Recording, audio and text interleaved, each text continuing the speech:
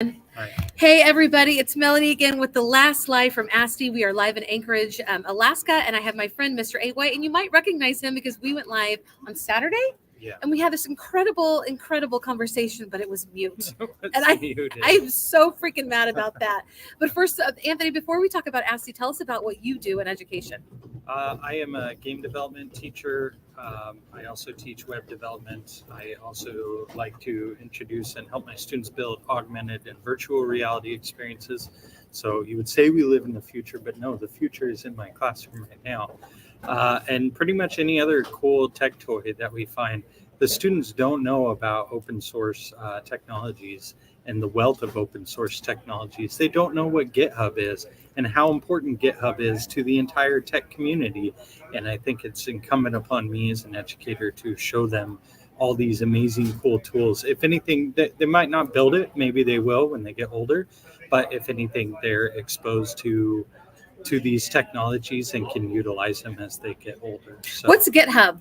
GitHub is a repository of code, and I'm just learning about this in the past year. I didn't even know about GitHub before, even though I have been a user of open source technologies forever. So what people do is they'll create programs and applications, and they push them to GitHub, or they push them to the web, I guess, and then anyone can view and what's called fork those repositories at any time. So they could take the code that someone else has created and fork it and create their own code from it. And other people will fork that one, and it gets forked and forked. And I don't even know what this language is, but you're talking about like branching off, right? Yeah, it branches off. Then you also have contributors, so people who contribute to the code or contribute to the documentation for the code to tell users what the code does and its purpose. And it's extremely powerful, and it kind of runs the entire world of technology. Nice. Yeah. So you're helping your students learn like what is real now. Like this isn't just, they could never say, how does this apply to me? Like it's going to be a part of their life now and forever. Yep, exactly. And GitHub has a Github Classroom, which I was just invited to their newest features, and I'm excited to get started on that. And it works for students who are developing websites, students who are working with game engines like Unity can push their code up to GitHub, and then other students can fork that, or they can contribute to it, or I could comment on it and I could say, hey, these are the things that need to be changed, or I can make suggestions in the code directly in there. And then they don't actually, even if someone makes a suggestion of the code, they can accept that change, and it automatically gets integrated with their software. So I don't understand any of this. It's really good version control. So like these are the changes that are made. You have a paper trail of the changes that are made. You can make comments on them. You could commit changes to those, and it's just super nerdy and powerful. Totally and nerdy, really but awesome. Amazing. I mean, I'm impressed. Every time you say repository, I think of another word. I'm not going to say it out loud. But the thing is that you probably have a lot of students in your class, or that want to be in your class. I think so, yeah. My first semester was not as many students, but word got around.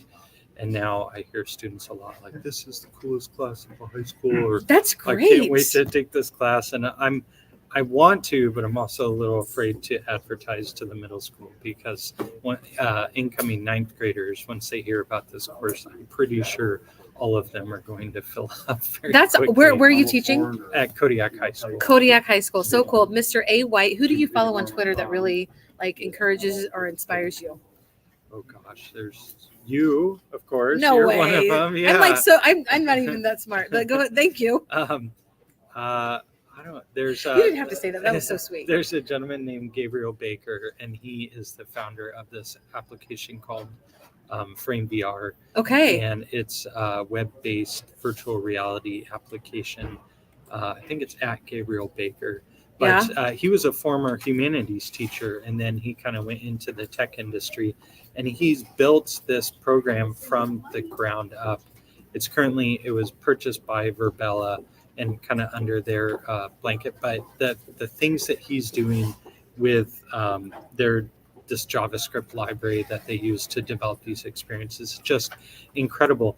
And it's free to use. Anyone can sign up for it. And you And what is it? It's called FrameVR. FrameVR. Do you Mhm. follow Amanda Fox? At Amanda Fox. Okay, she's my AR. What about Jamie Donnelly? Yes. All right, definitely Jamie, Donnelly. hello. Yes, We love yes. you.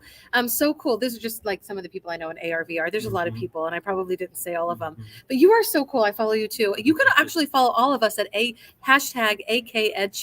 Like Mhm. we have a slew of Alaskan educators that are amazing. You can learn from. They're just if one thing from my lives you hear is that Alaskan educators are just some of the coolest educators you will ever meet. And so, what number ASTE is this for you? This would be my 4th ASTE. And what is your job for ASTE? I'm the Advocacy and Communications Chair for the Advocacy Board. That's awesome. Yeah. And then he let me do some Twitter. Yeah, we've been managing the Twitter together. And It's awesome. it's been really helpful. Yes. You were saying earlier that you do this as a full-time job. Yes. And I don't, and it's a lot of work. And I will say Twitter is one of the best platforms Agreed. for sharing content.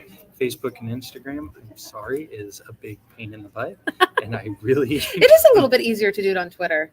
It is so much easier. You got to do it follow on Twitter. MrAWhite. Follow Yeah. this guy. He's so cool. And so if you were here at the very beginning, you would have heard me say we were talking on Saturday. We had this great conversation at my Spaces booth. It's like, how do you celebrate growth? And you had some pretty amazing things to say. I wanted just to ask you again, how do you celebrate student growth?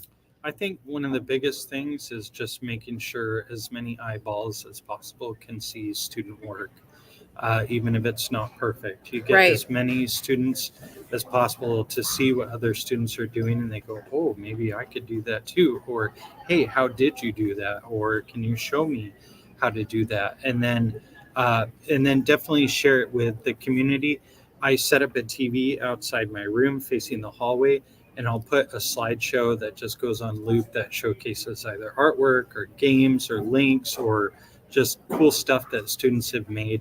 And students walk by, and I see like students and teachers walk by, and they look and they're like, oh, what is that? That's They're like, damn, cool. that's awesome. Yeah, and you don't give them much context as to what it is. Let them kind of think, like, be a little confused, because that's good.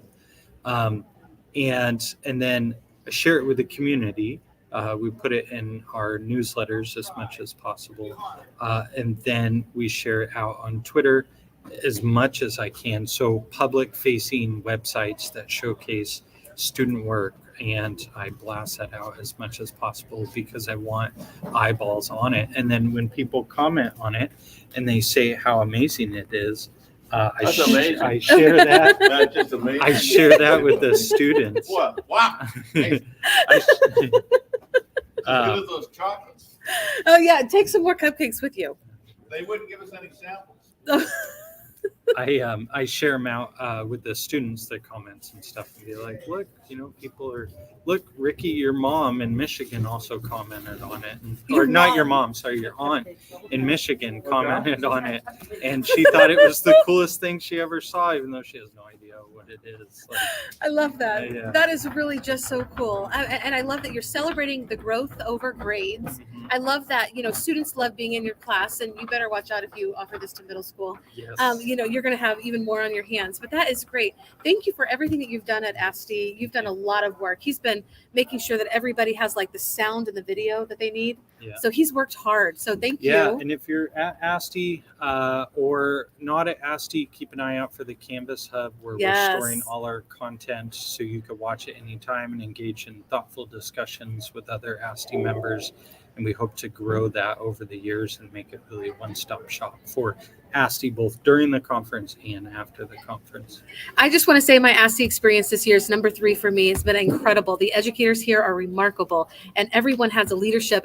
Joe Sanfilippo was the last keynote, and his hashtag is Lead Where You Are. And I can say that really fits Alaskan educators, MrAWhite here included. So thank you, everybody. This is my last live. I'm signing off. It's been an incredible 3 days for me. I hope that you consider coming to ASTE, learning from other Alaskan educators, and maybe even showcasing what you know. Follow MrAWhite. He loves AR/VR. So bye, Awesome. everybody. Thank you. Bye.